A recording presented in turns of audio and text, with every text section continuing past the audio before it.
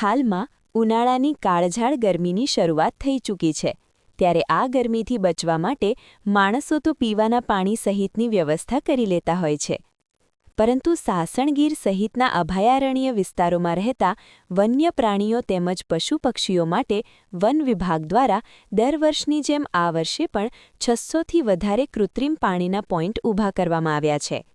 આ કૃત્રિમ પોઈન્ટ પર સોલાર પેનલ, ટેન્કર દ્વારા પાણી ભરવાની કામગીરી કરવામાં આવી રહી છે. આ ઉપરાંત આ કૃત્રિમ પાણીના પોઈન્ટની સમયાંતરે સફાઈ કરવાની સાથે સાથે 95% પાણીના પોઈન્ટ સોલાર પેનલ કનેક્ટેડ હોવાથી પાણી ભરવા ખૂબ જ સરળતા રહે છે.